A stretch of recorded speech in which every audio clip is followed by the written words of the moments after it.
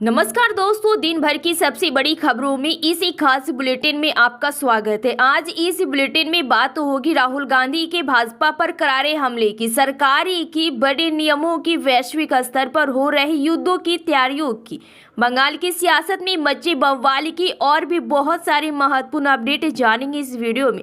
लेकिन दोस्तों, अगर आप लोगों ने हमारे चैनल को अब तक सब्सक्राइब नहीं किया तो सब्सक्राइब करके नीचे का बेल आइकन जो प्रेस कीजिए। अगर किसी तरह के लेटेस्ट अपडेट आते तो आपको पल पल की अपडेट मिलती रहेगी। देश की सियासत में इन दिनों दल बदल और सियासी उठापटक का दौर चरम पर है। महाराष्ट्र में शिवसेना यूबीटी से लेकर पश्चिम बंगाल में तृणमूल कांग्रेस के भीतर उथल पुथल मची हुई और बीते कुछ महीनों में इससे बड़े विपक्षी दलों में हुई टूटी का फायदा सत्ताधारी एनडीए को हुआ है। राज्यसभा चुनाव के बाद केंद्र में सत्तारूढ़ एनडीए की सीटों का ग्राफ और बढ़ गया है। इन नतीजों के बाद एनडीए राज्यसभा में 2/3 बहुमती के जादू आंकड़े के बेहद करीब पहुंच गए हैं। 245 संसदीय ऊपरी सदन में एनडीए के 150 सदस्य हो गए हैं, जो कि उस जादू आंकड़े के महज 13 कम है। शिवसेना यूबीटी के नेता उद्धव ठाकरे के बेटे आदित्य ठाकरे ने अपने सोशल मीडिया पोस्ट के जरिए पार्टी छोड़कर जाने वाले सांसदों पर बड़ा हमला किया। उन्होंने एक्स पर ट्वीट कर ऐसे सांसदों को न केवल लालची का बल्कि उनकी निष्ठा और प्रतिष्ठा बिकाऊ तक कह डाला। उत्तर प्रदेश में होने वाले आगामी विधानसभा चुनाव को लेकर सभी राजनीतिक दल अपनी अपनी तैयारियों में जुटे हुए हैं। जहां इस बार यूपी में सभी दल ब्राह्मण वोटे पर फोकस बनाने के लिए अभियान चला रहे हैं, तो इसी बीच बहुजन समाज पार्टी भाजपा सुप्रीमो और पूर्व मुख्यमंत्री ने ब्राह्मण समाज के वोट बैंक को लेकर समाजवादी पार्टी पर निशाना साधा है।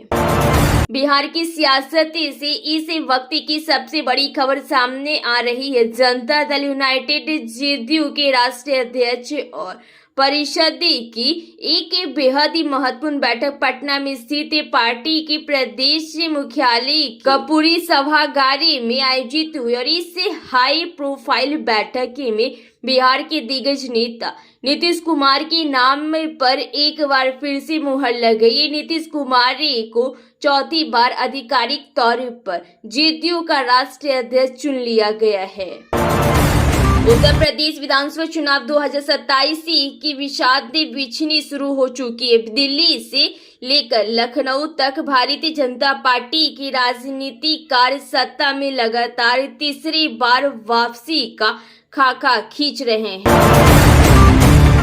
बिहार के मुख्यमंत्री सम्राट चौधरी ने पटना में आयोजित अति पिछड़ा समाज सम्मेलन में अपने आक्रामक और बेबाक अंदाजे में विरोधियों और अपराधियों और माफियाओं को खुली चुनौती दी है। सम्मेलन में उमड़ी भारी भीड़ को संबोधित करते मुख्यमंत्री ने अति पिछड़ा समाज को एकजुट रहने का आह्वान किया और उन्हें पूर्ण सुरक्षा का भरोसा दिलाते हुए खुद को इस समाज का अंगरक्षक बॉडीगार्ड घोषित किया। अमेरिका की सख्ती और चेतावनी के बावजूद भारत ने जून महीने में रूस की कच्चे तेल की खरीद बढ़ा दी है। जून में रूस से तेल आयात रिकॉर्ड स्तर पर पहुंच गया और इसके साथ ही रूस भारत का सबसे बड़ा तेल सप्लायर बना हुआ है।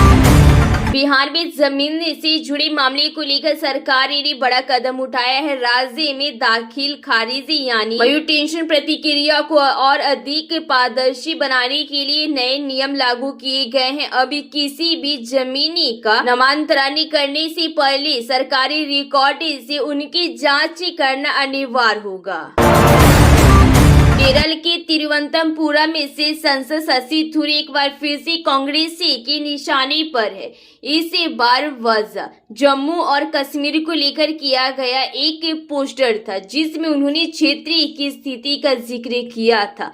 हाल ही में प्रधानमंत्री नरेंद्र मोदी की तारीफ को लेकर भी उन्हें पार्टी में आलोचना का सामना करना पड़ा था। हालांकि संसद ने अब तक इस पर कोई भी प्रतिक्रिया नहीं दी है। कांग्रेस अध्यक्ष मल्लिकार्जुन खड़गे एक ही कार्यक्रम के दौरान ही कांग्रेसी कार्यकर्ताओं पर ही भड़ा कूटे। दरअसल कर्नाटक में पार्टी की राज्य इकाई के नए अध्यक्ष वीके हरिप्रसाद के शपथ ग्रहण समारोह में डीके के नारे लगने लगे। इससे माहौल काफी अजीब हो गया। ऐसे में खड़गे भड़क उठे और नारे लगा रहे कार्यकर्ताओं को जमकर फटकार लगाए। इसी बीच मुख्यमंत्री डीके शिवकुमार भी उठे और कार्यकर्ताओं को शांत बैठने का इशारा किया। मुख्यमंत्री योगी आदित्यनाथ ने सोमवार को फिरोजाबाद जिले को 658 करोड़ रुपए से अधिक की लागत वाली 81 विकास परियोजनाओं की सौगात दी है। टुंडला के उशाइनी में आयोजित कार्यक्रम में उन्होंने विभिन्न परियोजनाओं का लोकार्पण और शिलान्यास किया। पश्चिम बंगाल में बीजेपी सरकार ने सोमवार को विधानसभा में वित्तीय वर्ष 2026 से 27 का अपना पहला पूर्ण बजट पेश किया। शुभेंदु सरकार ने बजट में 1 लाख सरकारी नौकरियों से लेकर महिलाओं को फ्री बस सेवा, डीए में 20% की बढ़ोतरी समेत कई बड़े ऐलान किए।